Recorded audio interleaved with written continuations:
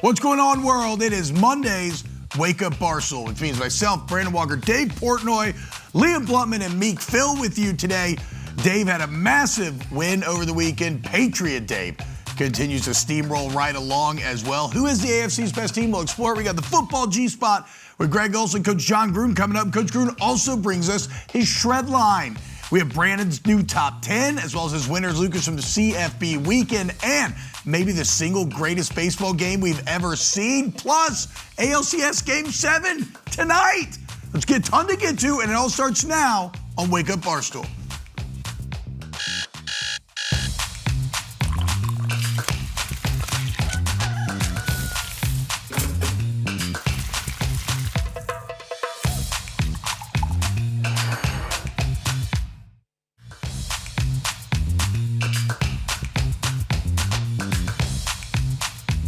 Hello, world. What's going on? You see the lineup here, guys. Brandon, Dave. Show the nerds behind the glass. Let's go. Look at our guy, Meek Phil. He's got his Florida gear on. He's gator chomping. Liam's hot. UCLA winning 3 in a row. Number one in the country. Okay. I guess we can just say things. Sure. Yeah. Hell yeah, man. We can just say Yeah, that's great. Yep. And, well, look at Dave. Davey right side. Big win on Saturday. Patriots win again. How we feeling, Dave? Good. What was my massive win this weekend? I was going to ask that too. What the number one win you said was Dave? They beat the Titans yesterday. No, I thought he won. I mean, didn't you put $220K on That's LSU what I was wondering. All right, that's what I was wondering. Fine, yeah. Wait, hold on. I know what you were talking about. No. Everybody shut up. Can I offer a common man's perspective here? What was my massive win when you put $220K on a single game and won? Oh, yeah, well, I mean, that's the difference. I mean, yes, that was my biggest bet of the season, but make no mistake about it. Like, if you told me Patriots, Michigan, or that Vandy win, I'm going with the non-bets. I'm taking the Patriots and Michigan. Those are bigger wins to me. Right now, the Patriots look good. So it's starting to feel a little bit years ago when I had multiple teams rolling at the same time. The Patriots look great. Granted, they played the Titans, who are terrible, so that's definitely not a massive win. Good win for Vrabel going back and beating the Titans. And by the way, we can talk about it later. Maybe I'll bring it up with Greg and Coach when we get to coaches. The fact that the Titans let Vrabel go is one of the dumbest, crazy, organizational decisions of all time. So I was happy for him to go in there and whip. The Patriots started a little bit slow, but they're rolling and they got it all going. They look very good. Michigan needed that win against Washington. They needed it coming off getting smoked by USC. Washington team that was complaining about not being ranked and a little bit. I like the coach Fish. You couldn't tell how good they were. They got a good quarterback. Michigan put a thorough beatdown on them. And to be honest, they look like the Wolverines, and I know this is the Dave Portnoy section, favorite team section here, but I'm the only one on this panel who has anybody to talk worth a damn about. I mean, Mississippi State gets a ball lodged in a defensive lineman's face mask to lose a game. LSU gets trounced. You got to get rid of the coach. Michigan has a very legitimate chance, looking at their schedule, to run this table and have it all on the line versus Ohio State. Because if they beat Ohio State, go undefeated, they're in the playoff. And I know you can't beat Ohio State. Of course we can beat Ohio State. It's the easiest game on our schedule every year. So things are looking pretty good for the Wolverines coming off that game. Underwood had his best game yet in college. You got to remember, he's growing in dog years. Every game is 7 years on his life quarterback. So it was a good weekend for me. And then throw in, I know SEC ball better than anybody else. I knew Vanderbilt would absolutely smush a horrific LSU team. Walker's sitting here, no, this is when LSU wins this game. Take these brand name SEC teams are not what we expect. So, yeah, it was a good weekend for your boy over here. Okay, Brandon. I know you want to dive into the college stuff. Let's hold on. We can dive into whatever. Can we just not dive into the Patriots in Michigan? We had one of the best baseball. Let's go AFC. Let's go. Hold on. What did you want to start with, Walker? Here we go. We had the best baseball performance maybe of all time this weekend. We had a lot of stuff going on this weekend. We had big wins. Vanderbilt. I like you starting with Vanderbilt. That was a huge we're leading with. We're going to lead with NFL. We're going to lead with NFL. NFL Sunday. We're going to lead. Craziest game we've ever seen yesterday. Craziest game we've ever seen. And well, we can talk AFC here because look, the Patriots are hot right now. 4 in a row, 3 in a row on the road. Yeah. Again, to your point, the craziest part about Vrabel being back in Tennessee yesterday is it's an interim Titans coach. Like Brian Callahan's already been fired, so Patriots are hot right now. Chiefs look like they're fully back after blanking the Raiders 31-0 yesterday. The Colts continue to look legitimate. Colts moved into my legit Super Bowl contender category. Now, the part of me, when you dominate a team so thoroughly, the way the Colts beat the Chargers, and that score to me is not even indicative of what it is, because the Colts weren't just moving the football at will. It looked like there was nobody on the field for half these throws. Nobody within 20 yards. They're running up and down the field like this clip right here. What did this guy have? 6 touchdowns last night? Danny Dimes looks like unbelievable. I thought the Chargers were good. They looked awful. So I don't know if it's more an indictment on the Chargers or an endorsement on the Colts, but I did move the Colts into that rung of legit Super Bowl contenders. The Chiefs are the team to beat. No doubt. The Chiefs are the team to beat. They got it rolling. They're getting healthy. This is almost, to me, a reverse Chiefs of the last couple years, where the Chiefs start start quick, but they start almost feels like leaking oil as the season progresses. They still make a run, but they look beatable. They start slow this year. They're really starting to put it together. They're the team to beat for me. And then you have the Colts, the Patriots. You got to keep the Bills even. I'm sure the Bills will figure out as 3 teams that can make a run here. Those are my contenders. I think the Colts is a great point, though. The Colts legitimately, every single week, we started off the season not believing that Daniel Jones could be this good and not believing the Colts could be this real. And every single week, they look like they get better and better. And then he's right. They didn't just go beat the Chargers. They destroyed the Chargers. From moment one, they were the better team. They're 6-1 now. You got to take a legitimate look at this team, the way they run the ball, the way they play defense, the way they do everything. They have one of the best tight ends in the league. This is a legitimate Super Bowl contender. Yeah, it's they kind of have the same makeup as when the Eagles are at their best. The same elements. It starts on the ground. It starts the O-line. Really good defense. But, I mean, it's kind of crazy, guys. You look up, they lead the league in scoring. No one has scored more points in the NFL this year than have the Indianapolis Colts, so they appear legitimate. This stat line, and this is, were we rotating the stats the whole time? The Colts defeat Chargers 38-24. I saw Herbert like 420 yards. 420 yards, career high. Yeah, those are fraudulent. And I've been a Herbert truther since he came into the league. This guy was supposed to be the number 1 draft pick. He fell because Oregon stunk his senior year or whatever year he came out. They were wildly disappointing.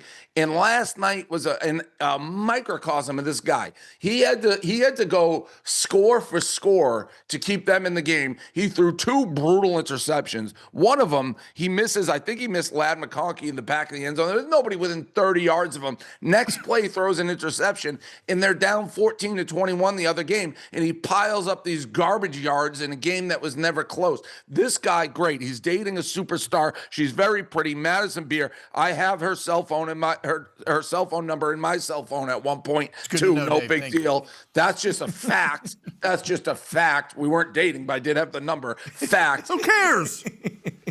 I'm painting the picture, Walker. It's just that was a fact that nobody needed to know. At 7:08 on a Sunday morning. They got 8 viewers out there who are like, oh, Dave had Madison Beer's phone number. I think they did. That was a stat I would want to know. It's a relevant fact. It's a fact. Side note, Gaz and I one time were at the one hotel in Miami at the pool, and she was there. And we were like, should we go up to her, try to get her to do an interview? She came up to us, and she's like, I'm a big fan. So that, I'm not impressed by Herbert.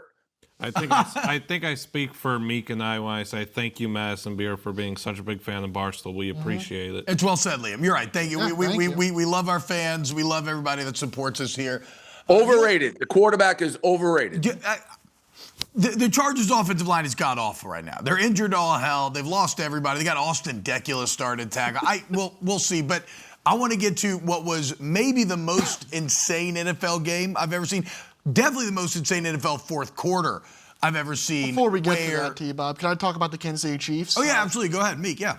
That's one of the most underrated, dominating games in NFL history. The Chiefs had 30 first downs. The Raiders ran 30 plays the entire game. This stat from Aaron Schatz I pulled up, 30 plays is the fewest plays in an NFL game since 1978, second fewest, behind only the 1999 Browns. So it's literally one of the worst games in NFL history that just happened at 1 o'clock on a Sunday. The Chiefs are very good, but the point I think he's also making is the fact that the bottom of the AFC, where the Raiders are, where the Dolphins are, where the Jets are, is wretched right now. Yeah. And these teams like the Raiders, when they play teams like the Chiefs, they just have no chance whatsoever. It makes you wonder why Pete Carroll came out of retirement to coach this Raiders team, and they're literally one of the worst.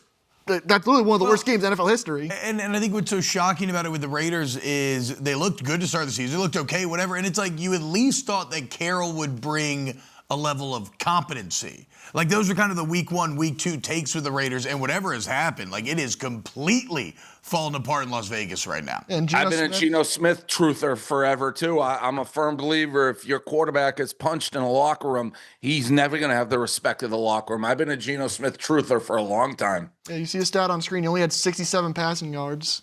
All right. Okay. It's Hoopifies for The offensive yards when the Chiefs starters finally checked out of the game, their first string offense, 404 to 48 with 2 minutes left. All right, we get it. The Chiefs dominated the Raiders. Who cares? All right, we'll go to the Patriots. Drake May's unbelievable. No, Giants, Broncos, guys. Okay, we can talk about my football team. Let's get to, Meek's football team, which remains not winning, but really exciting, but also lost in the most insane fashion that we've ever seen. Meek, you like stats? Here's a stat.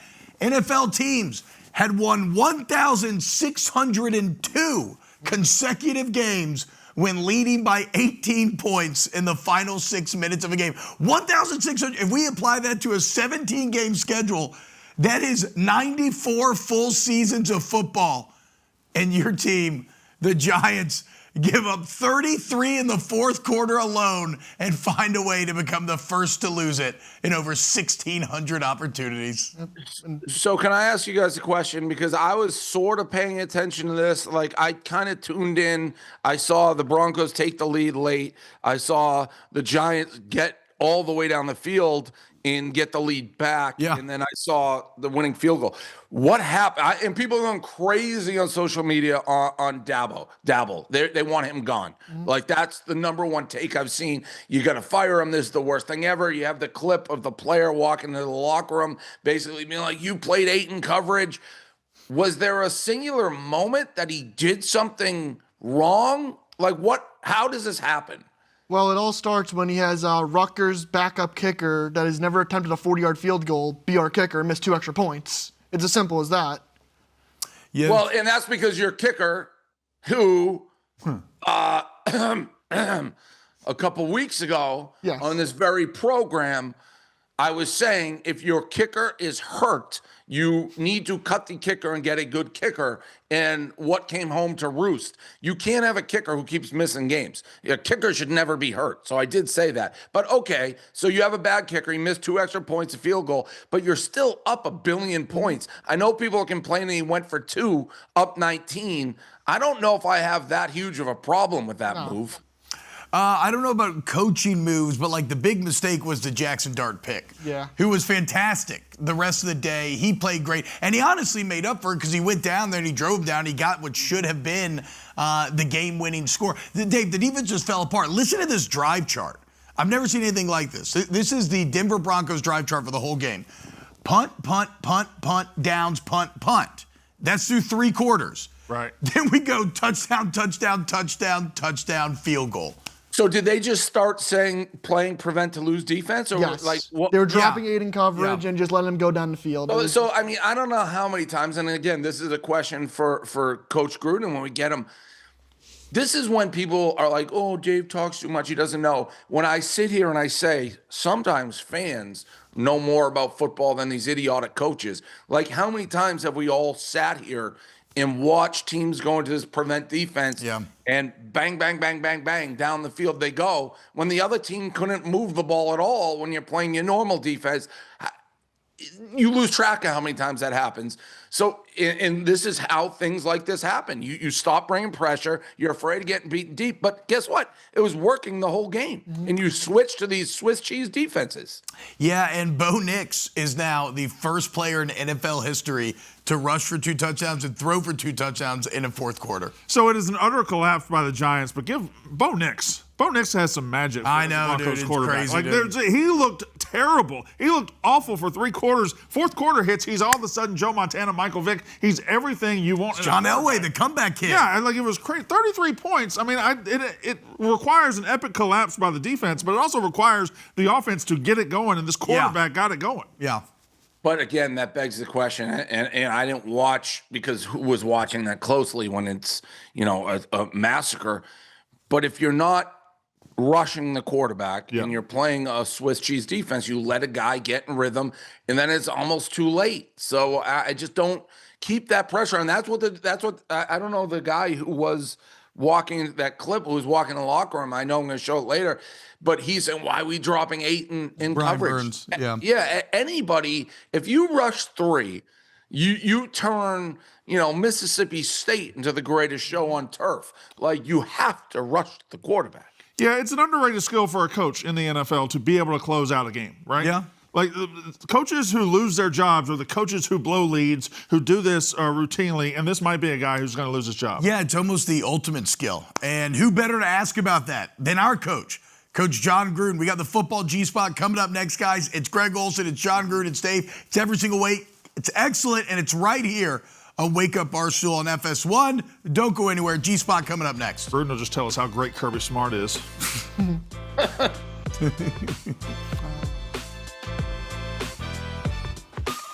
What's happening? Welcome back. Wake Up Barstool. We do it every single Monday. It's time for the football G-Spot. Got me feeling icy. I love football. Knock on wood if you're with me, everybody. Can I finish my point? All right, we got Greg, we got Coach in here, and hopefully the microphones are on this week because Walker was crying like a baby that he was shut off. So if you guys want to jump in, let's get right in. We were just talking about the biggest comeback, really, statistically, they've had in the NFL with the Giants Broncos yesterday.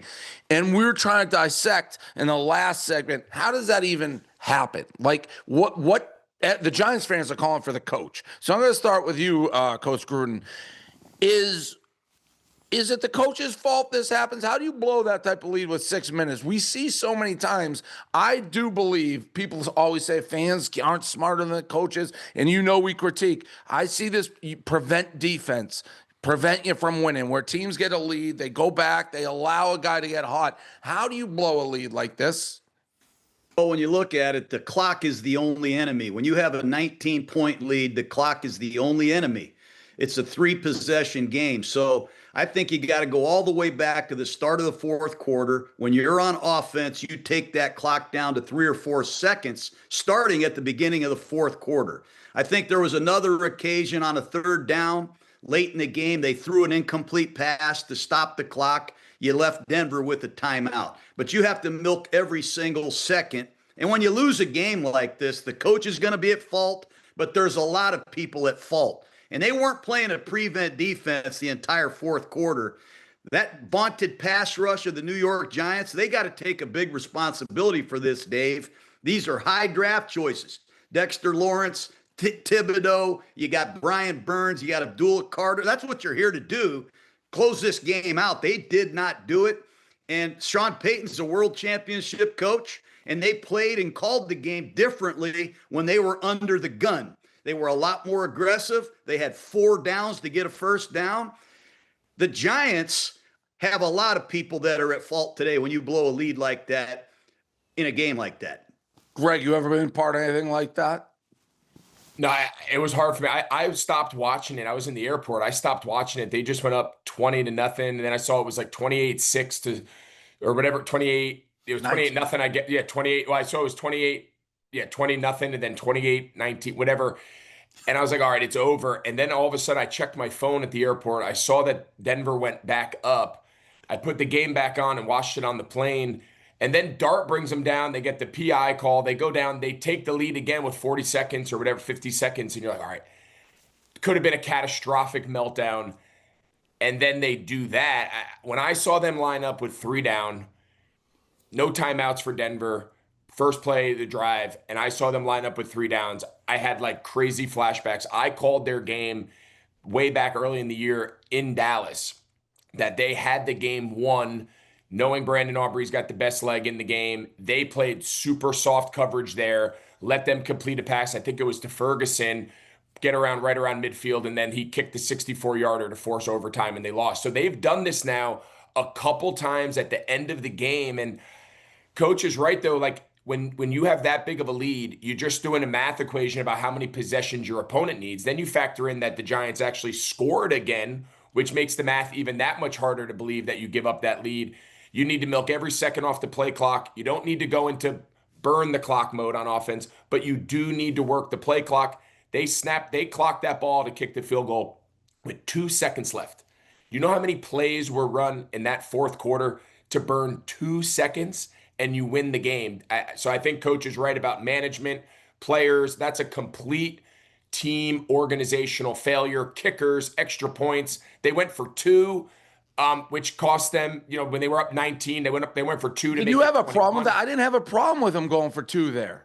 No, so again, there's a lot of factors. I know a lot of these new analytics, like you want to go for 2 earlier so you know what the game is. You missed an extra point. I think teams sometimes overcorrect. They chase that point. I mean, you make that game 20-0. That point now you tied. So you missed 2 extra points and a 2-point conversion, and you lost by 1. Yeah, so if you do the math, I mean, it's hard. My main thing on it, and I disagree, and this is, I think teams start, and I don't get it, and Coach said it's like, well, you're down 19 and you start playing aggressive and you can move the football suddenly. It never ceases to amaze me when teams have to start putting points on the board. They start calling plays differently, and suddenly, poof, they start moving the football. And what every fan does, like, well, why weren't you doing that the whole game? It seems like a common sense thing to me. And I think teams start playing the clock. I have no problem bringing the play clock down, but I want to go run, pass, still pick up first downs and try. And when you go run, pass, it's really hard to pick up first downs in this league. Oh, no. Yeah. So Coach has called a lot more plays than I have, but just from a player's perspective, at no point, I don't care how much you're up, until you get to the last couple minutes of the game in a multi-score game when they just don't have enough possessions to catch you, that's a different animal. First downs don't matter. You bleed the clock. Whether they get the ball back or not, it doesn't matter. But the entire fourth quarter, no, I'm not suggesting it's run, pass, and after every play you look up at the scoreboard. Just something as simple as don't snap the ball with 10 seconds on the play clock. Don't snap the ball with 12 seconds on the play clock. That's all I'm saying. I don't think you can change your play calling. I think stay aggressive, throw on early downs. Whatever you've been doing, do it. But something as simple as break the huddle with 10 seconds, run up to the line, get set, snap it.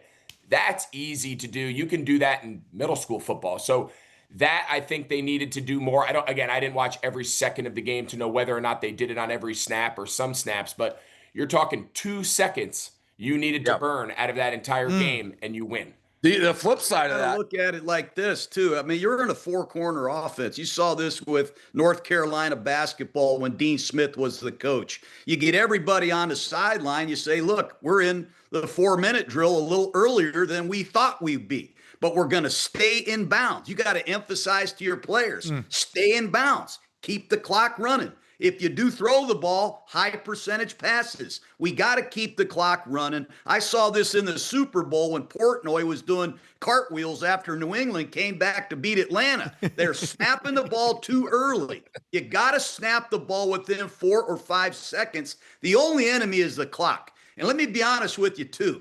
Pressure, guys, pressure impacts people a lot differently. The kicker of the Giants, he felt the pressure. He didn't apply the pressure. I feel like the Giants felt pressure a little bit on defense. They couldn't get a stop. And the only reason you rush 3 guys is you're defending the sidelines. You're keeping them in bounds. You're using extra defenders to keep the ball in play so the clock winds out. You're a rush 3 guy? Covered better. You Just rush because 3? you rush 3 doesn't mean your 3 rushers are sucking their thumb. Hit the quarterback. You guy rush hits 3 times.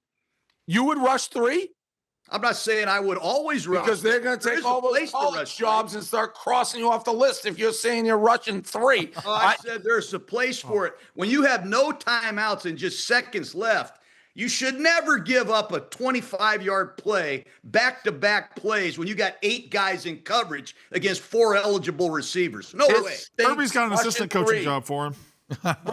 Russian I'm not going to 3. win in this conversation. I know that. Russian 3. There's a lot of people that screwed it up yesterday, not just the coach. Let me tell you something, Coach. I'm going to give you a little, and you've been doing a long time. I've been watching a long time.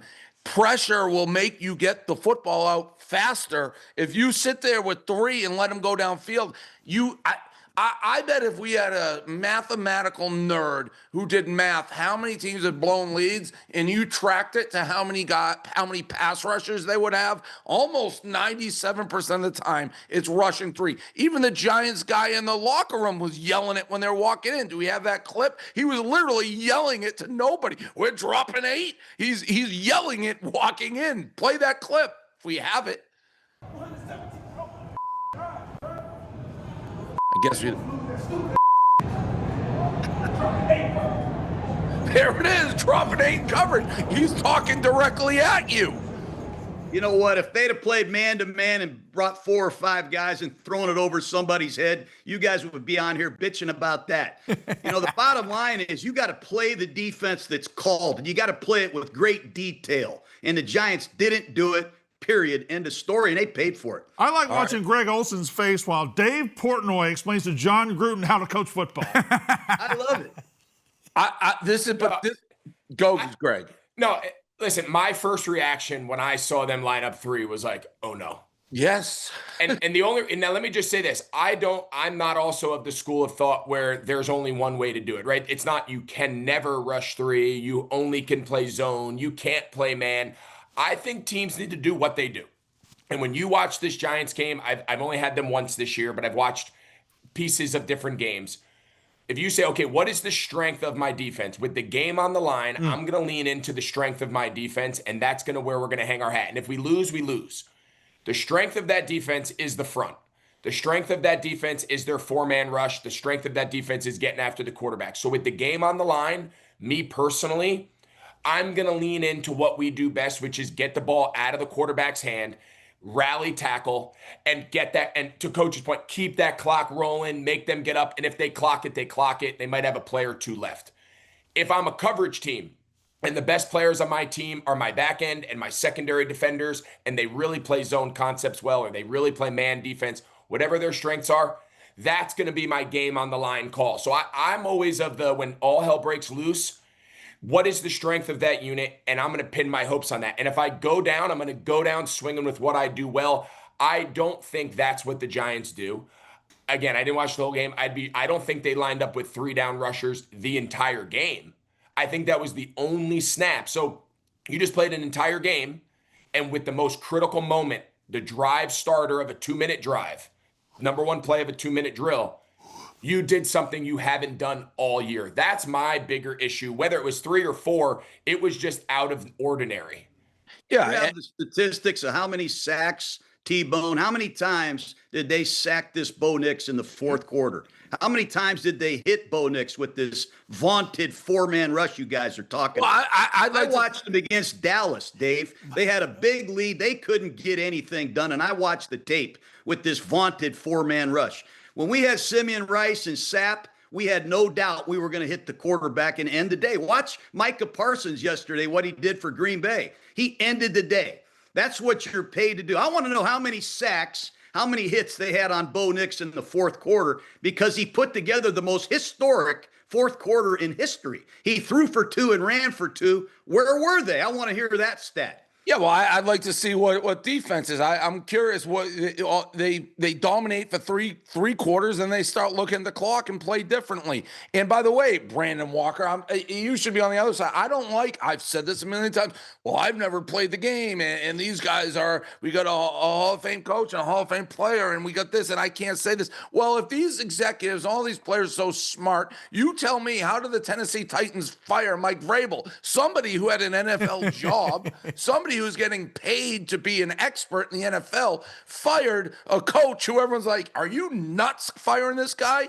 And what happened? He walked right across the road to Foxborough, and we're back and we're ready to go. And so I don't buy, oh, well, you're just a fan. We have franchises, the Cleveland Browns, who did win, but you have franchises who can't get out of their own way. So there's morons running these franchises who are paid to be experts in this sport. So what are they? Smarter than me? I mean, they're absolute idiots. Half the league can't win a game. You said it earlier, Brendan. The New York Jets, the Miami Dolphins. We have some of the worst teams in this league we've ever seen. So they're smarter at football than me? No, they're morons. So, no, the thing is, I actually agree with the point you were making, just the preposterous notion that I am watching Dave Portnoy talk down to John Gruden when it comes to coaching football is crazy. I'm not talking down, but there is a belief. Also, Gruden, like fix your fans, collar, you're a fan. What do you know? I'm in the league. You're just you're working at Joe Burger King. Well, there's a lot of really bad franchises. Everybody who makes a decision with the New York Jets, what are they, stupid? Yes. And now to flip it, the Colts. Colts destroy the Chargers. We had a discussion. I elevated them into potential Super Bowl contender list. I added them. We've talked about it every week. That Colts-Chargers game, was that more an endorsement for you guys of the Colts or an indictment of the Chargers? Because the Colts ran them out of that building. 14 points doesn't really tell the story. They could have beaten them by 100. I'll start with you, Coach. Well, I think the Chargers are not the same team without their two starting tackles. They've got some injuries in the backfield. They're not the same team on defense either, Dave. They just don't look like they can create any pass rush consistency. And I'll say this about those yellow uniforms. I would not have come out of the locker room. There's no way you're going to win a championship looking like that. It starts there. That was a horrific look for a football team coached by Coach Harbaugh. But they're getting the quarterback killed.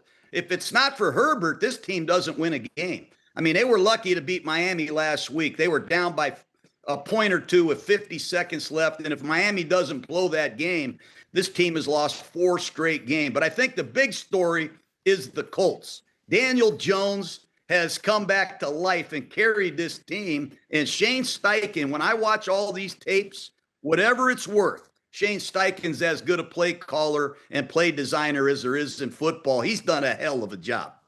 Greg? I agree with especially that last part. I think Shane Steichen's a stud. I felt that way when he was in Philly before he got this job. You know, that he obviously was their coordinator of the year. They went to the Super Bowl.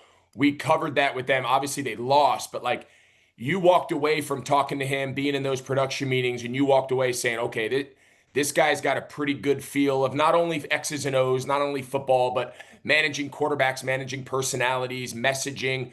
I've been impressed with Shane Steichen for a while. He kind of disappeared from the national kind of scene just because the Colts weren't overly competitive the last couple of years. And then obviously the work that he's done, you know, with Daniel Jones, who I've always been, again, I'm biased. He's a Charlotte kid. I've known him for a long time.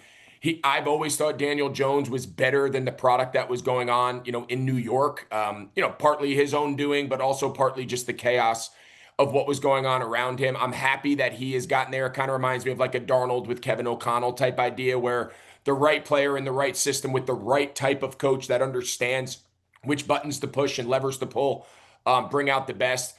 Tyler Warren, that tight end, the rookie tight end, is incredible. I mean, I don't know if is he leading the league, and is he leading the league for tight ends as a rookie? I think he is, right? Yeah, T-Bone's on. I think he was as of a week or two ago.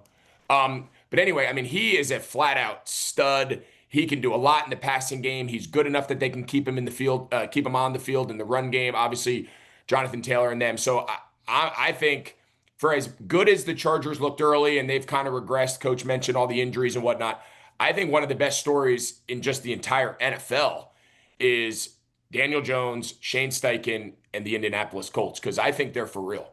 All right, last topic before we let you go. Shifting gears. This went viral. I haven't had a chance to talk about it yet, but it's my guy, Bill Belichick, again. Now, he's working on a podcast here, and he's in NFL Film Studios, and this goes viral on Friday, is Jordan calling the shots, dictating what they talk about in the red zone. That Matt can just plug numbers into. Well, we'll get somebody else to do it. We could use Adobe Photoshop, and honestly, this is something I've done before with what you're calling a template. Okay, so Adobe Photoshop, and we have last week's thing, and then you literally just go back and say, oh, rather than Joe Montana, you just go click, click, click, click, click on the delete button, and then type in a new name. It's already formatted. It's already this, and you just upload it. You take a screenshot of that screen and then just upload it, and it takes literally like 3 minutes to do it. I mean, I was able to build out his entire website with animations, with all of these things. I have zero real graphic experience, and he has a live website with all of these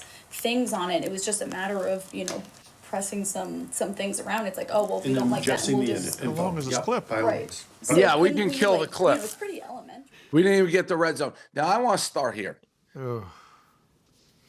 I found this clip. I wasn't as crazy as everyone. Oh my God, what's going on? He's being running. He doesn't know first thing about the internet. I was more like, I think if this happened to me, if this was I'm whispering with somebody in a meeting and it was leaked, this would become priority number one of mine to murder whoever leaked this clip. That would be what I didn't think this was anything that outstanding that it took the internet by storm here. Like, yeah, it's clear Jordan is involved in his life. And by the way, they followed this up, UNC, with their best game of the season. They should have actually beaten Cal. They fumbled going in. What was your guys' reaction? I thought this was a bad rap for Belichick. People are out to get him right now. But who films this? Imagine me in a meeting where you think there wasn't anything that crazy in that clip, and people literally were acting like it was the craziest thing they've ever seen. Greg, start with you. Yeah, I'll be honest. When I first saw it, and I didn't see that clip, there's a million different clips going around. I saw one about his principles of winning, or something about score touchdowns and don't kick field goals, and she was challenging. That was the clip that I saw. I was kind of disinterested in it. I watched it for 30 seconds and said, this is silly. My takeaway was also, if you filmed every production meeting that I was in, if you filmed every pregame meeting that we're sitting around in the booth kicking out ideas and people are sharing, and I wouldn't want some of that aired too, right? You're just brainstorming, you're kicking things into the air, you say things that are wrong, you say things that are right, people are fact checking you, you're trying to get your story straight before you go on air, or in this case a podcast. Yeah, that's my biggest takeaway. I think there's a lot of people that are creating really interesting content. I just think about it from my own perspective, going on air to prepare to call a game. Coach knows this firsthand. There's a lot of people giving you advice. There's a lot of people that are giving you pointers. I still sometimes don't know how to work the telestrator, and you think I want that film, some tech coming in and teaching me how to update my telestrator? I'd look like a fool. So I don't know. I think it's a lot to do about nothing. I do think he's got a target on his back. I think the college football community, for whatever reason, sees him as an outsider, and it feels like there's just a lot of negative axe to grind against him. I think people have seen him win for a long time, and now in typical society, they like that he's kind of down and they're going to kick him because they haven't been able to do it for 20 years. I think there's a lot of personal and vendetta stuff going on right now against Belichick. What'd you think, Coach? I liked how Portnoy said they played a great game. They should have won. The Giants should have won, game. Well, what are you going to do? Security at the end of the game for crying out loud. That should be the whole story. The guy fumbled the ball at the end of the game. They should have won. The Giants should have won if they just compressed their coverage on the freaking wideouts. I'm just giving you a hard time. Me about should have won when I've heard about the snowball every single day since we hired you in the Tucker. I know it. I get tired of talking about this. Should have won. Carolina. Guess what? Team. We have a Super Bowl ring that says we won. Leave you with that. Should have won. Of all people, I've heard about that snowball game. You stole that. We should have won that one. You didn't win. It's on. We have the Lombardi Trophy. Won. I took pictures with it at the beginning of the season. It launched a dynasty. Should have won. They should have won. Thank you, guys. There it is. Another electric football G-spot. Hell yeah, man. Coming up next, T-Bone and the boys will return. T-Bone. It's a great college football talk. BFW's winners and losers, as well as new top 10. All should have won on FS1. Should have won. Heard that. The snowball should have won. You demand T-Bone. routes run. 13 yards a catch for Tyler Ward. There it is, guys. Brandon Walker's brand new top 10 in the CFB. Meek Phil's favorite segment of each week. Brandon, look at that top 10. Yeah, thank you, T-Bone. So we got Ohio State. Again, they're just rolling. They're just killing everybody. Indiana. T-Bone? I'm super. That's what John Gruden called you. He called you T-Bone. And you said, yes, sir, Coach Gruden. I love Coach Gruden and suck Coach Gruden more than anybody in this company. What? And he thinks my name's T-Bone. I've got Alabama number 3, and it's really, I got them over A&M. A&M is undefeated. They struggled against Arkansas. They won by 3 points, even though they kind of won by 10. But I got Alabama there as a reward for beating 4 straight ranked teams. Saturday night against Tennessee, they were excellent. They won that game with ease. Florida State lost to Stanford this weekend, Walker. Come on, man. Florida State is irrelevant at this point, all right? Well, Alabama. Listen, I know what you're saying, but the teams right now are not the same teams that opened the season. Alabama's won 4 straight ranked games, a couple on the road. Alabama gets the credit for doing it. Dave broke me, so put the graphic back up there because I wasn't even finished. I wasn't even to the back half yet. You weren't even to the back half. I've got Oregon at number 5. I got Georgia at number 6. They beat Ole Miss. Vanderbilt's all the way up to 7 because Vanderbilt, to me, is the biggest winner of the weekend because they are no longer a cute story. And to his credit, Dave said it last week, this is a better team than people are giving them credit for. They have the one loss against Alabama, but if you watch that game, they lost by 16 points, but they didn't really lose by 16 points. Pavia turned it over in the red zone twice. Vanderbilt is a very good team, and it sets up Vanderbilt this week against Missouri, who's my number 11 team. Missouri also just lost to Alabama, but Vanderbilt-Missouri is a sneaky big game. Yes, Bluttman, your hand is raised. Did you make a mistake? With what? Putting Georgia Tech in there?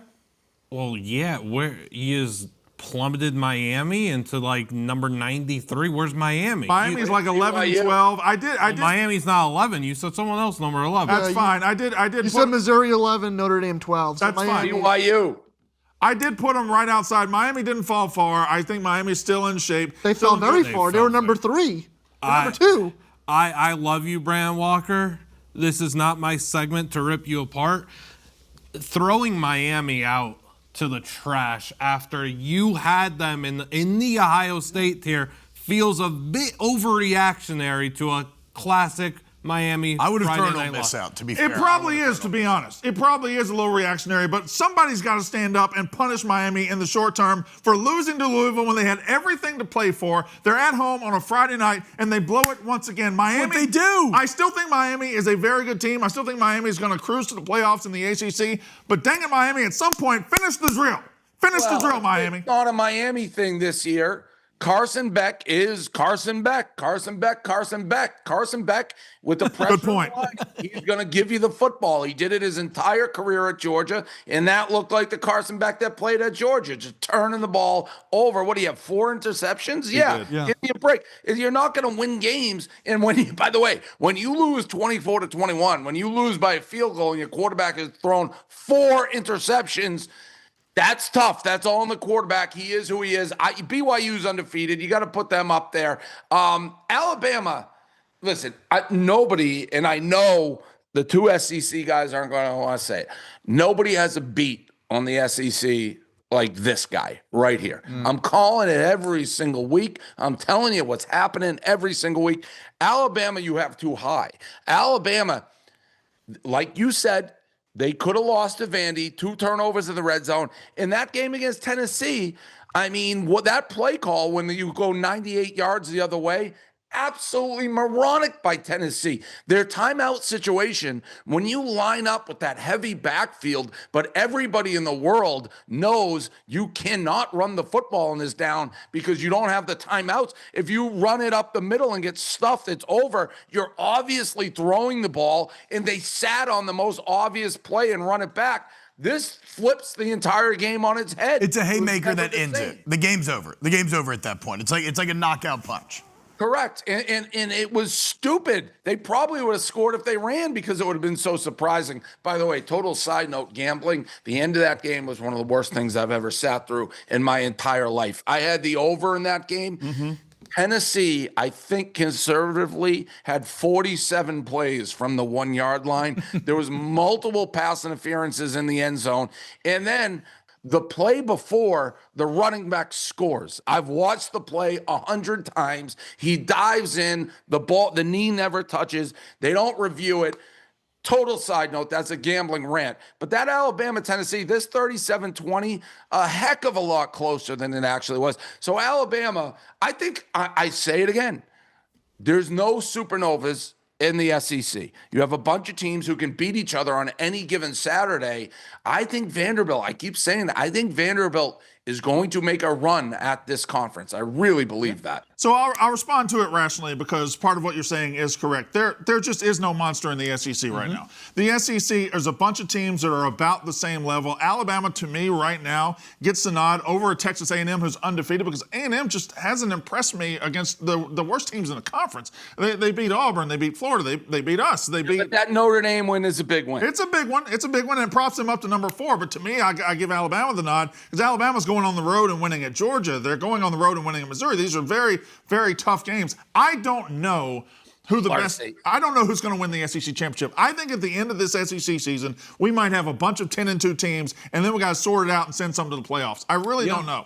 Georgia gets themselves in trouble every single week. Their defense is all of a sudden not good. They don't have the monsters they used to have. Whoa. I don't understand a lot of. Let me ask you this, Walker. Yeah. Can I ask you a question? Go. Game on the line.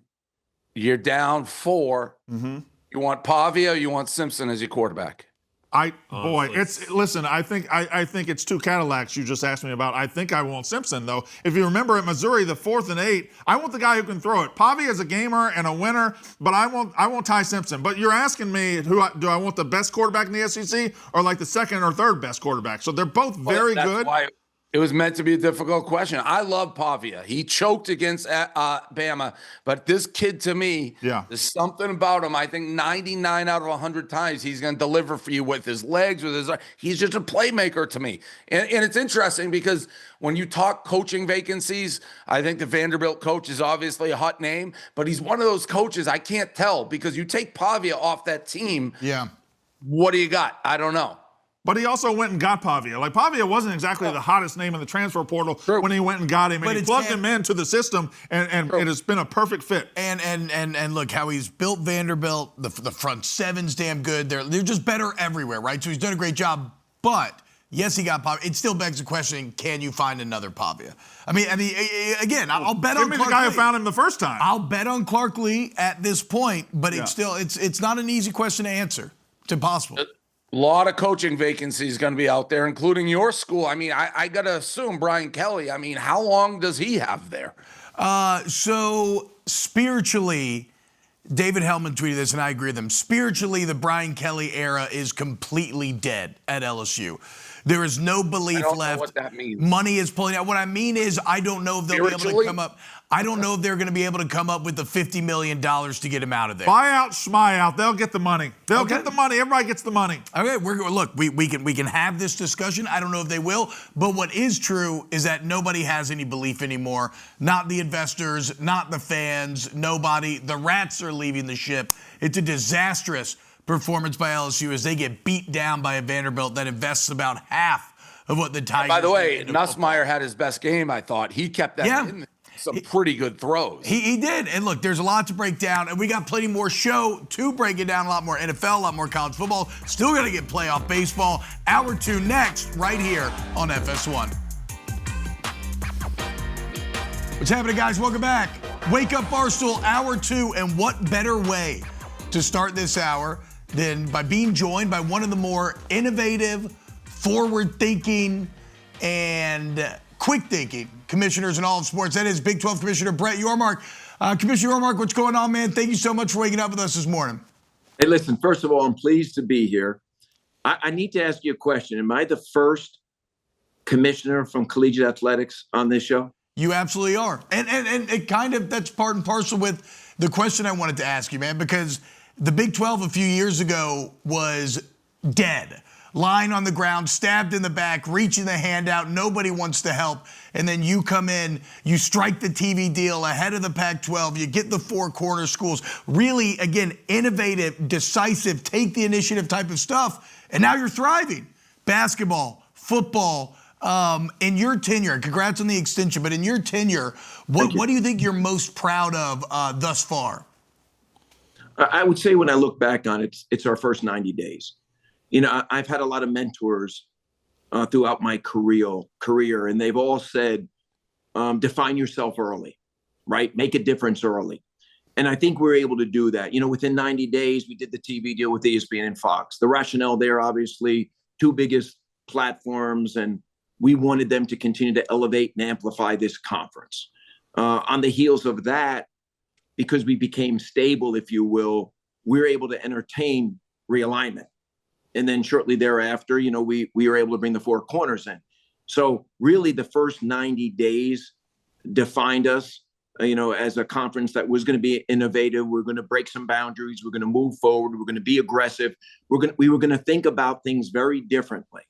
And thankfully, I have a great board and a great group of ADs that I work with, and they were ready to run.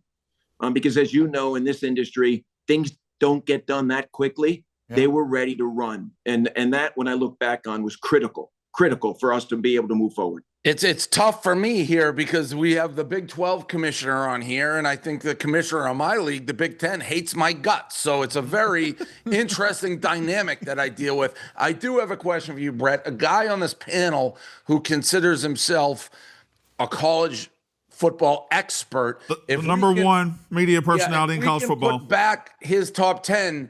And I asked before he came on, I saw a team noticeably absent who is undefeated based out of Provo, Utah, where I was. This is disrespect for your conference right here with an undefeated BYU. Whoa. Do you have anything to say, Brandon Walker, on this top 10, which is absolutely disrespecting the Big 12? So, Dave, listen, our goal this year, coming into this season, was to have a great football season, to get 2 into the CFP. That was our goal, obviously. And I think we're on our way in order to do that. I was at the BYU game on Saturday. That's a great team. I think they're underappreciated. They're well coached, great fan base. And they've got a hunger to how they play right now. And they want more. And, this week it's a big game against Iowa State. Last year, if you recall, coming out of the Holy War game, they lost their next one.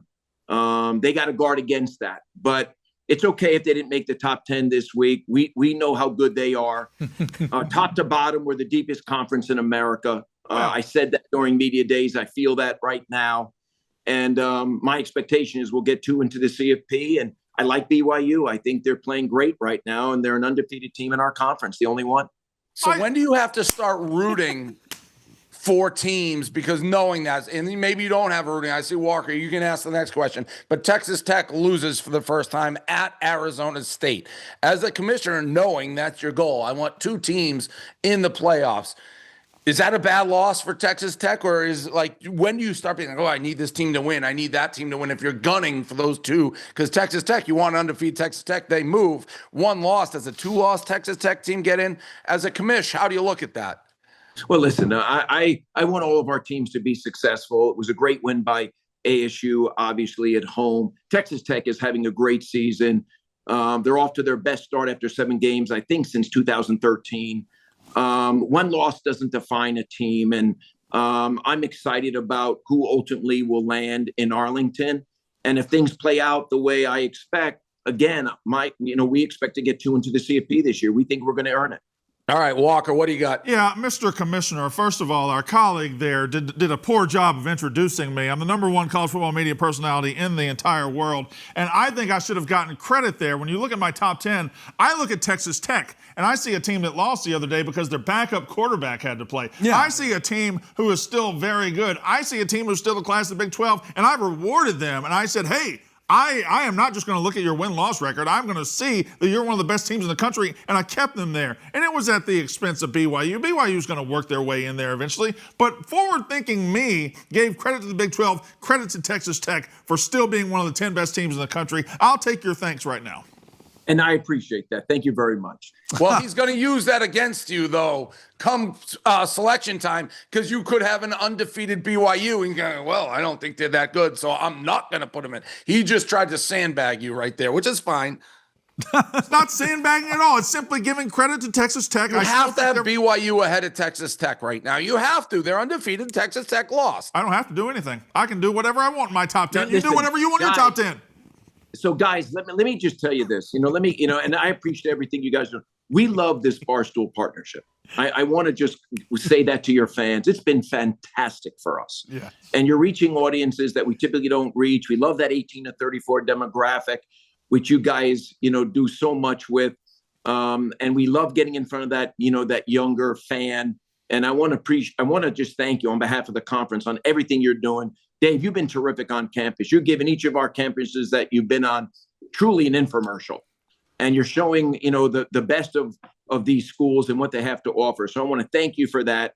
I got a couple of questions for you. One, I was hoping you were going to show up at our basketball media days. We have that in Kansas City tomorrow and Wednesday. And, Fox is now in the family for basketball. So we were hoping that we'd have some Barstool flavor there for all the right reasons. We got a lot of media partners there, but obviously we love you.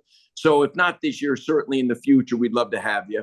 And as often as we can engage, we love it. I have a real question for you, Brett. Yeah. As the commissioner of the league, how do you balance? Because I think what's making us work with the Big 12 is there seems to be an understanding that maybe we're a humorous brand that interacts with a younger generation a little differently than traditional media, and you're embracing it. And what they say, maybe not take everything literal, where there's another conference where we're having a little more difficulty with that, where if we crack a joke, it gets escalated to DEFCON 5. So how have you managed that, letting us be us and making it work with the schools? Well, it's a great question. When I got here 3 years ago, I was very intentional about getting younger, connecting with culture, and breaking boundaries. That's who we are as a conference. And we're embracing it and leaning in. So when there's opportunities to partner with the likes of a Barstool, we're going to lean in, and you've seen it. Our campuses love you. Our fans adore what you do. And we're going to continue to lean in as much as you want us to, because we're seeing the benefits. Again, we're reaching new fans. We're engaging with that younger demographic. It's very much on brand for us. And we're excited, to be working with you guys. And I want to thank you again. And listen, we've had some of our coaches on. I know you had they're great. Joey McGuire on last week, and they've loved it. They love the platform, as do I. So as often as you'll have me, I'll join you. We appreciate it. It's been a great relationship. And we did look at the Big 12 basketball media day and how we do things. We didn't want to just go there and ask questions and be not true to ourselves. We tried to put something together. The technology didn't really work for what we were trying to do, but we will get there, and we love being a part of it. And I love going to these campuses. We're having a ball. Listen, we love having you. But, when you think about basketball, and I do want to come back to football, we're excited. We have 6 schools in the top 25, obviously coming off a great year last year. Houston, couple of plays away from winning the national championship. Fox obviously embracing us for basketball this year. So excited to formally kick that off in Kansas City over the next 2 days. And then when you think about football, we lead all of college football in what I call the drama meter. Yep. Okay, and I don't know if you caught all of our games last weekend, but my God, the back and forth in the fourth quarter, the lead changes, the drama, it's incredible. Last year, November was the highest rated month for this conference when you think about ratings and viewership, because it was must-see TV. I expect the same this year. It's coming down to the wire. I don't know who's going to end up in Arlington. We've got 5 schools that are 1 loss or none. And who knows what it's going to look like. But I do know one thing. There's going to be a lot of drama that unfolds over the course of the second half of the season, and we're excited that you'll be a part of it. Yeah, look, Commissioner, it's the best. It's the closest top to bottom conference. There's great quarterback play everywhere, and it's an incredible product. We've talked a lot this morning about your last 3 years, your tenure up to this point. You're innovative, all these things. But looking forward, the future of college football is as hazy as anything else, including what the playoffs going to look like.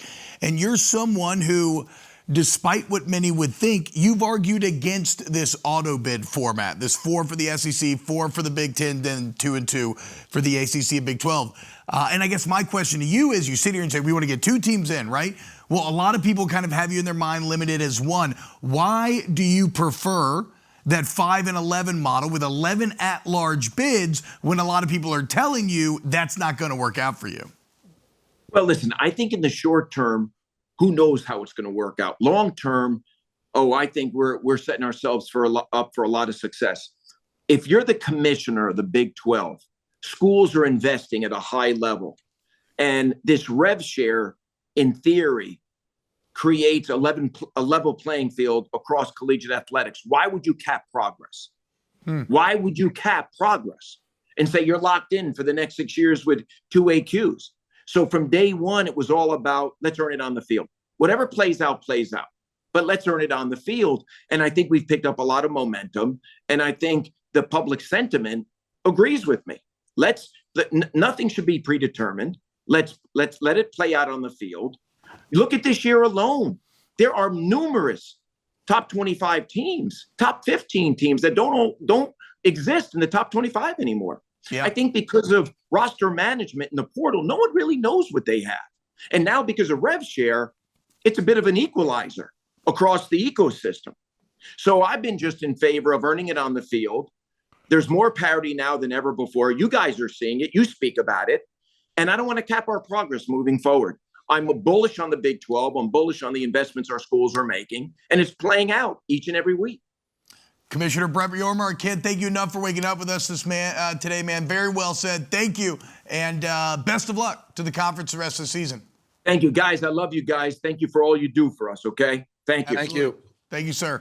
Brett Yormark, man, God, I like the cut of his jib, yeah, man. He's good.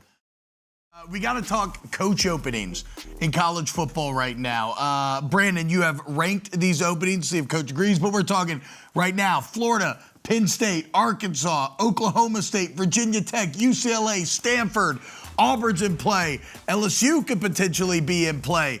Coach, what do you think is the best job in college football out of all of these? Man, that's a tough question. I think they're all great jobs. I mean, I grew up the son of a college football coach. You don't get many better jobs than some of those. Those are historic names right there on the list. I know the landscape of college football has changed, but those are great, great jobs. And I can't believe they're all available before November. That's ridiculous, if you ask me. Well, I'll stop slow-footing around it. Coach, any of those jobs, you've been looking at Zillow for any of these jobs, like Arkansas or something like that? I got a job, man. I got to get back to work. I ain't got time to waste listening to these stupid questions by guys like you, man. Hey, that was T-Bone, not me. No. He said T-Bone. He said T-Bone during the break, guys. He said T-Bone, just to be clear. Coach, thank you so much, man. Thank you, guys. Have a good one. You the man. By the way, guys, if anybody hasn't seen Coach Gruden's YouTube channel yet, it is awesome. If you want to get educated on football, when he says he's going to work, that's what he's going to do. Hold on, Dave had his quizzical face on. What's your quizzical face for, Dave? Well, I mean, that UCLA job, are we sure that's open? Because I saw the interim offensive coordinator once again giving a speech in the locker room. We did it on defense. We did it on offense. Where was Tim Skipper? Did they have him in the basement? I don't think he exists, Dave. He's not a real guy. Tim Skipper's not a real guy. Dave, Brandon, did neither of you want to comment on the video tweeted out of Tim Skipper talking to the locker room that was tweeted out? Neither of you want to talk about that? Neither of you want to acknowledge that these videos of Jerry Neuheisel have been going out since 2022 on the Twitters. You haven't said a word years ago. The defense.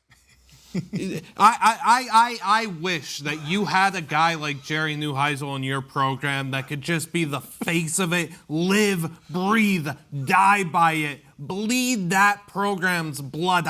I wish for you that you had someone like Neuheisel. This is like old Roman Empire, E2 Brutus. Like when there's this type of stuff going on where the assistant interim offensive coordinator is trying to take the shine of the head coach, there's bad blood behind the scenes. I guarantee there's it. So much good blood, only good blood. We're going to beat Indiana this week. That's going to be so much fun. And there's no Brutus thing going on. Neuheisel's not going to be coaching at UCLA next year because he's going to go and get a great job, a great opportunity opportunity. He's going to go and network. He's going to play the game. He's going to come back here one day as the head coach, and you won't be able to make jokes then. Tell him when Bloody. we're helping your conference that's run by all these moronic dictators.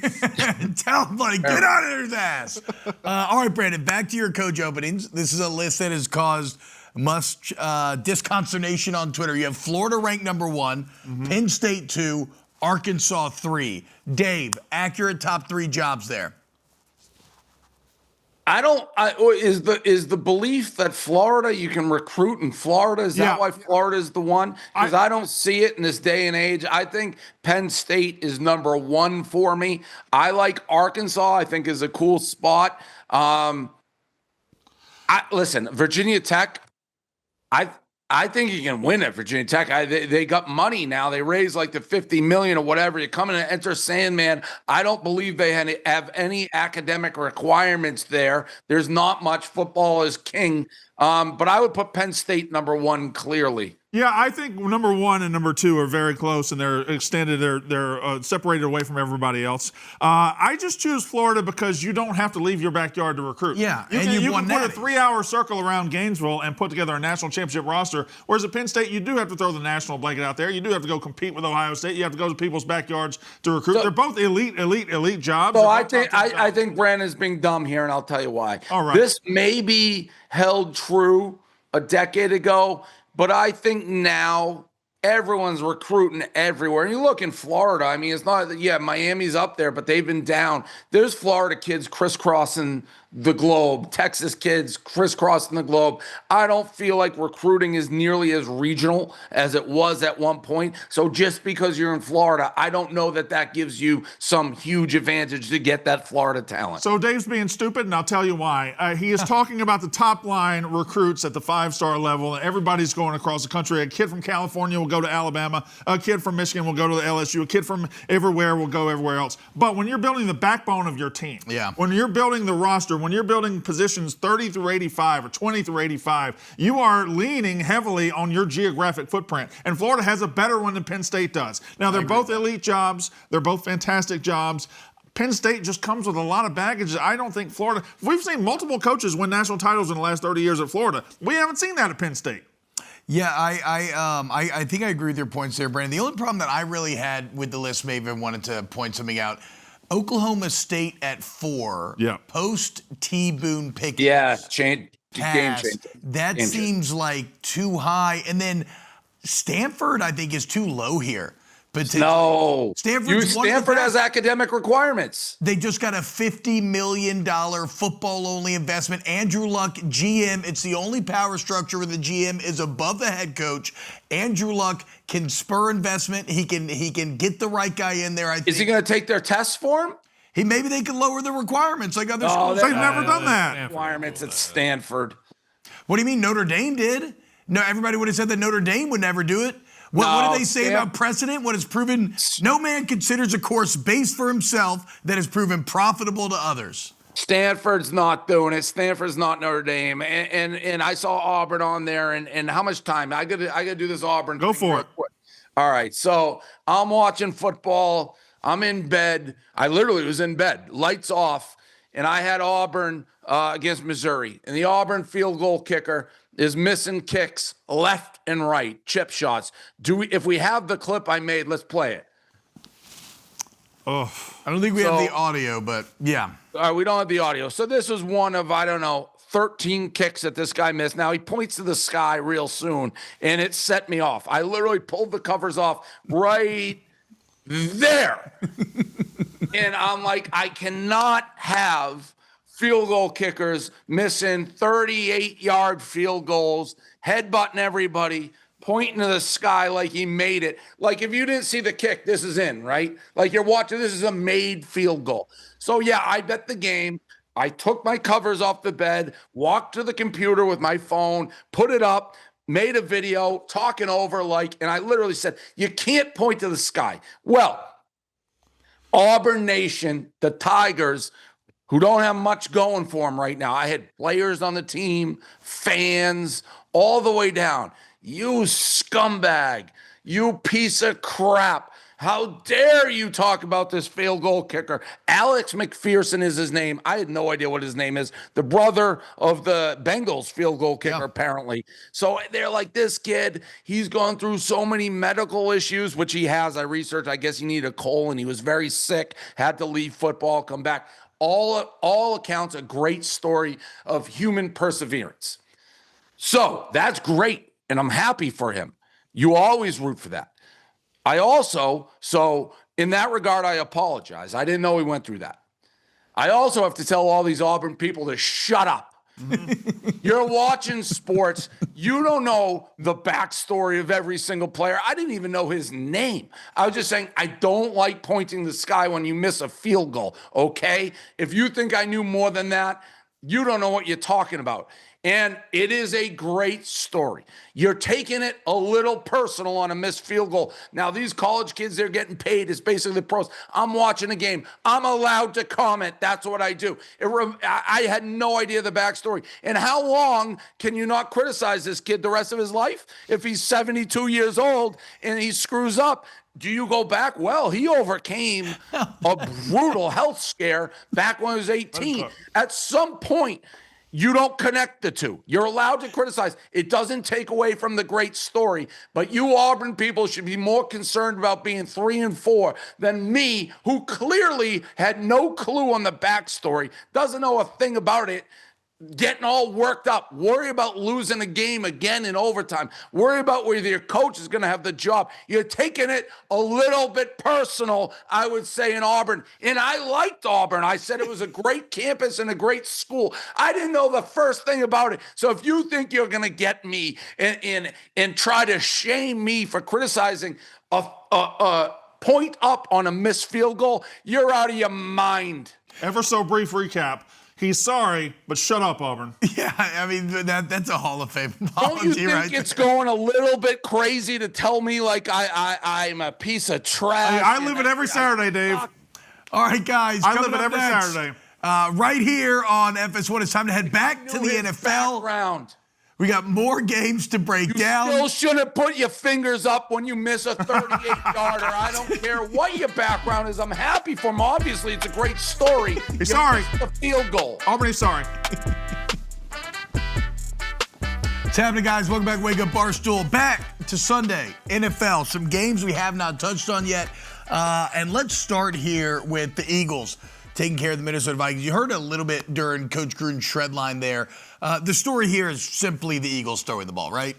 So they want all this credit. I had Connor Griffin, the Eagles fan, tweeting at me yesterday saying, what do you think about A.J. Brown now? And the Eagles did look good throwing the ball yesterday, but what in the hell takes 6 or 7 games to figure out you got a good receiver over here and a good receiver over there? Why are you just banging your head and banging your head and banging your head, losing games with a quarterback who's not throwing the ball down the field? All of a sudden you throw it down the field and you're like, wow, look at us. Look how great we are. I don't understand it. You got A.J. Brown. You got Devontae Smith. Why don't they do this every week, T-Bob?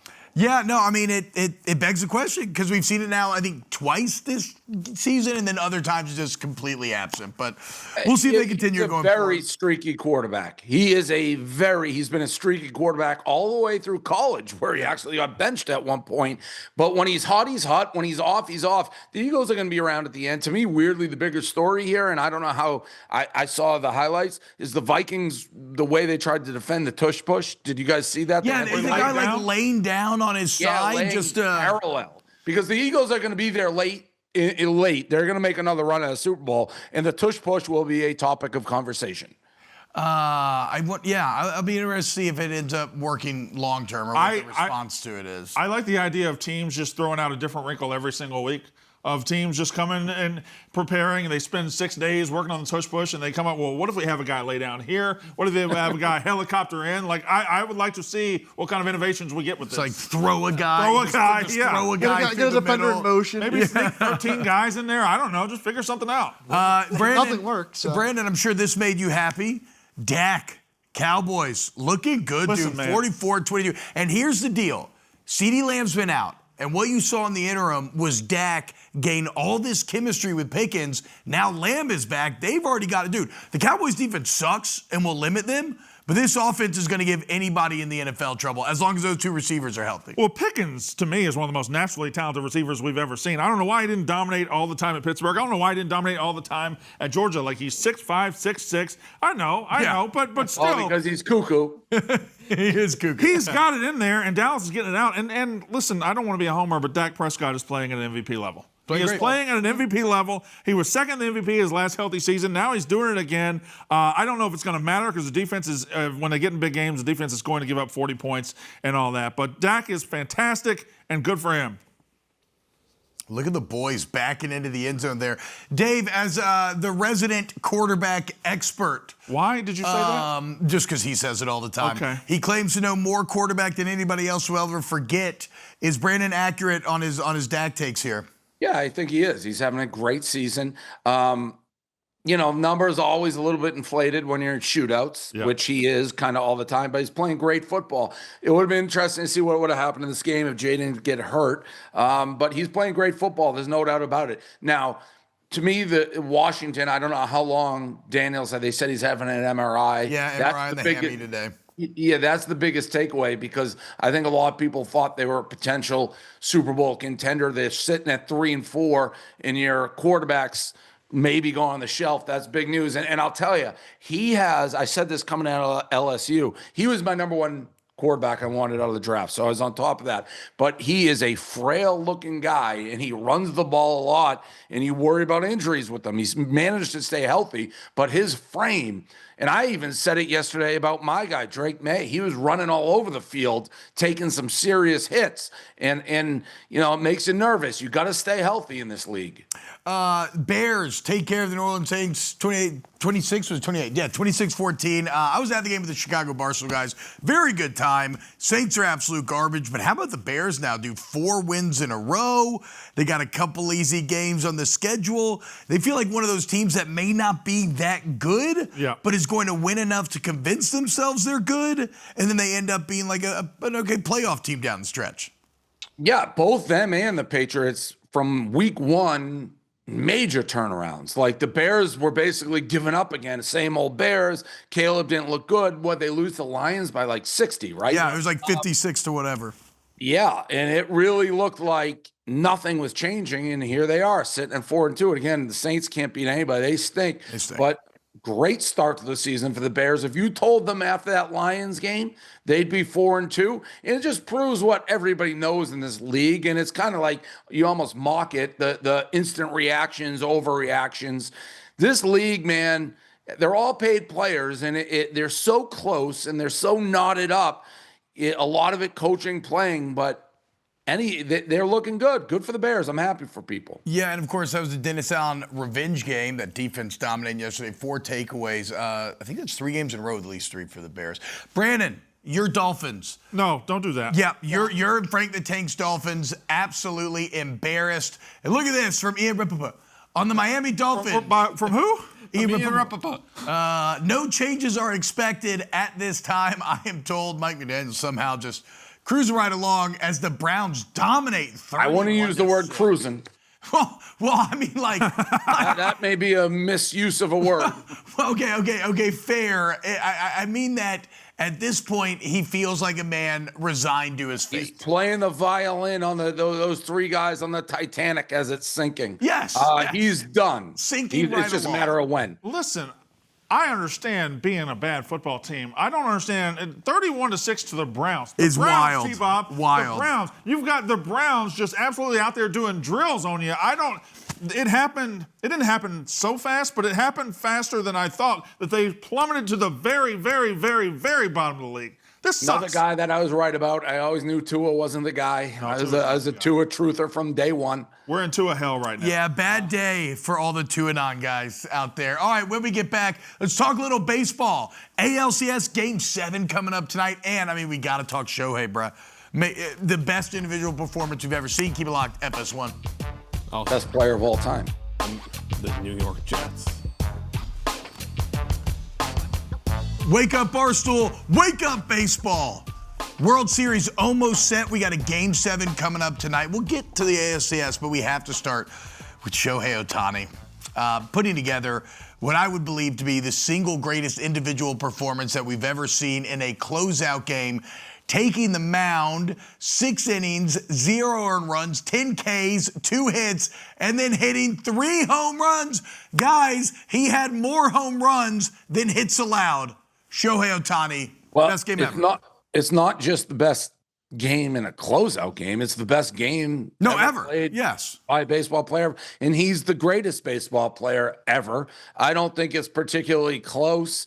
He's wildly likable. In a weird way, his star you almost think should be bigger than it actually is because, and maybe it is because we don't take into account like Japan. But in America, he could be, bigger. I mean, this guy is a very likable mega star and the best we've ever seen in a sport that's been around for a long, long time.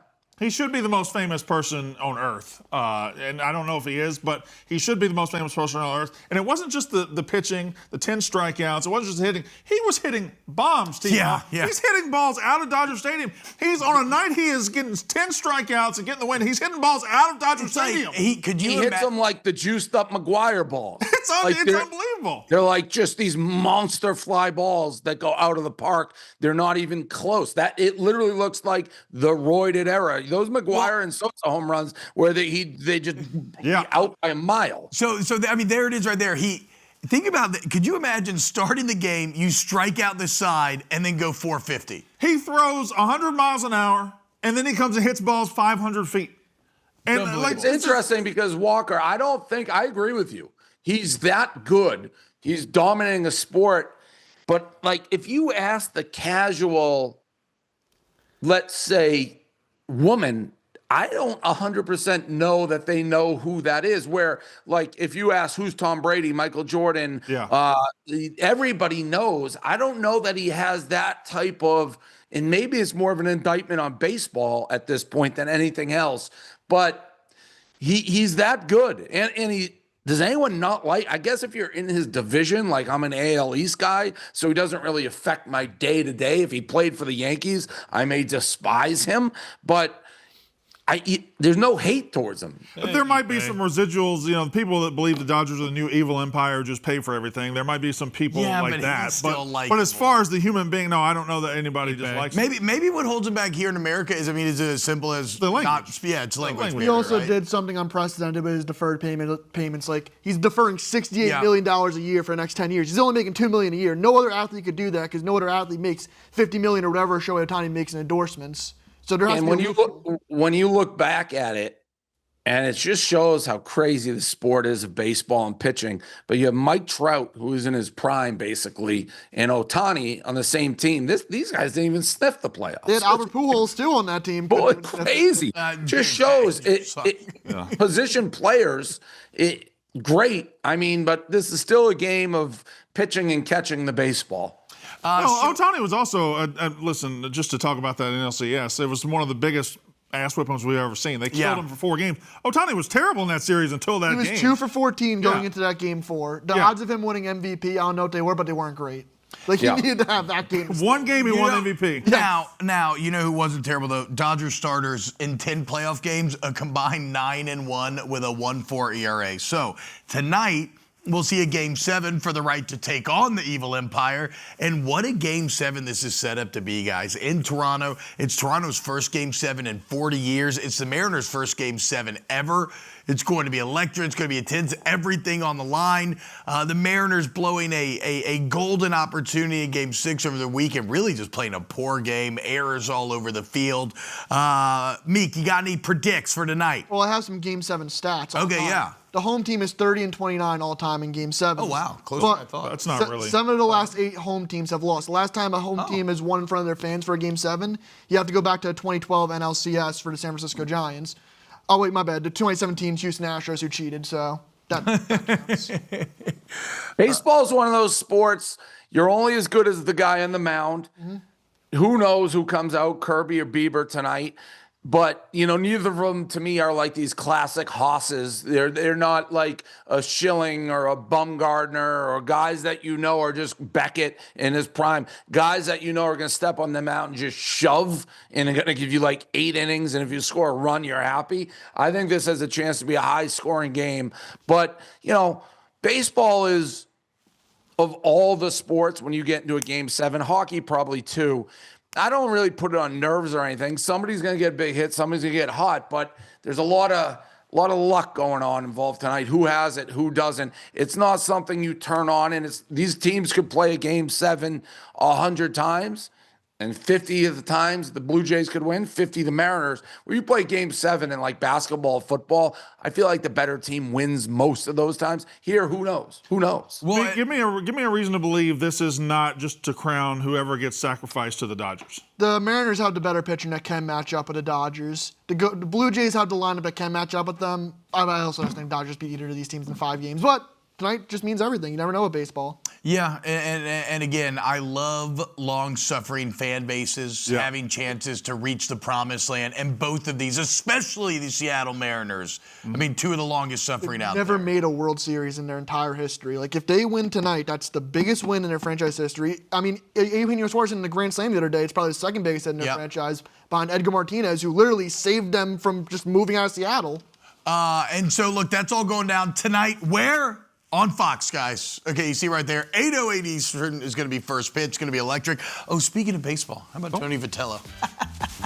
Well, we'll see. Let's close out the show next here on FS1. Tony Vitello. Welcome back to Wake Up Barstool. So every single Monday at the end of the show, our 2 beautifully minded nerds behind the glass there, Meek Phil and Bluttman, tell us what we missed. Boys, what did we miss today? The baseball historian in our company, Chris Clemmer, would want me to talk about the greatest performances in baseball history that aren't Shohei Ohtani. 1967 World Series, Bob Gibson pitched a complete game and hit a home run. 1905 World Series, Christy Mathewson threw a complete game shutout on 1 day's rest, but throwing out a complete game shutout the day before that. Oh.